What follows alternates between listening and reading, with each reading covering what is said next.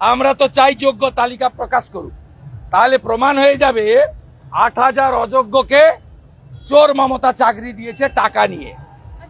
আমরা তো চাই যোগ্য তালিকা প্রকাশ করুক, তাহলে প্রমাণ হয়ে যাবে ৮,০০০ অযোগ্যকে চোর মমতা চাকরি দিয়েছে টাকা নিয়ে।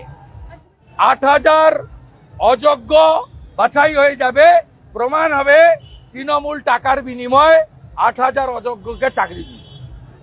৮,০০০ অযোগ্য বাছাই হয়ে যাবে, প্রমাণ হবে তৃণমূল টাকার বিনিময়ে ৮,০০০ অযোগ্যকে চাকরি দিয়েছে। দেখা যাচ্ছে যে চাকরি হারারা তারা পথে রয়েছেন, আবার মুখ্যমন্ত্রী শালবনীকে গিয়ে চাকরির প্রতিশ্রুতির কথা বলছেন, প্রচুর চাকরি হবে। আরে মুখ্যমন্ত্রী বলছেন, আমি তো অবাক, ওটা আমার জেলা, মানে প্রশাসনিক বিভক্ত, অবিভক্ত মেদিনীপুর। বলছে 2,15,000 লোককে এমএসএমইতে কাজ দিয়েছে পশ্চিম মেদিনীপুরে। এরা চিটিংবাজ, এরা মিথ্যাবাদী চিটিংবাজ মুখ্যমন্ত্রী। বলছে আসানসোলে সেল, অশোকনগরে তেল।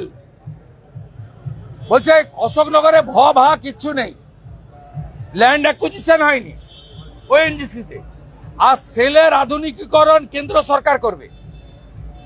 বলছে আবার আজকে বলেছে, অনেকদিন চেপেছিল, তাজপুরে নাকি পোর্ট হচ্ছে।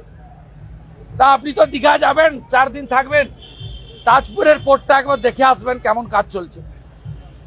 মিথ্যাবাদী ফেরেবাজ।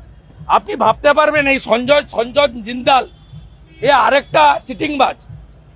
এই চিটিংবাজ বলছে ডক্টর অমিত মিত্র অর্থমন্ত্রী, ডক্টর অমিত মিত্র অর্থমন্ত্রী, শুনেছেন বক্তৃতা?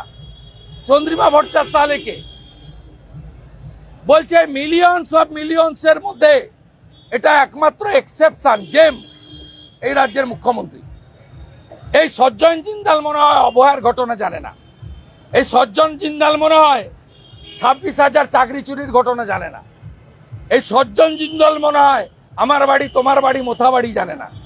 এই সজ্জন জিন্দাল মনে হয় হরগোবিন্দ দাস চন্দন দাসের বাড়িতে ঢুকে তলোয়ার দিয়ে জবাই করার ঘটনা জানে না।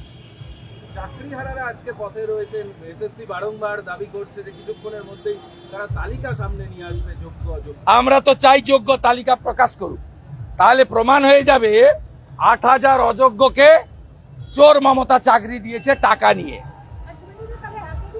আমরা চাই, আমি চাই ৮,০০০ অযোগ্য বাছাই হয়ে যাবে, প্রমাণ হবে তৃণমূল টাকার বিনিময়ে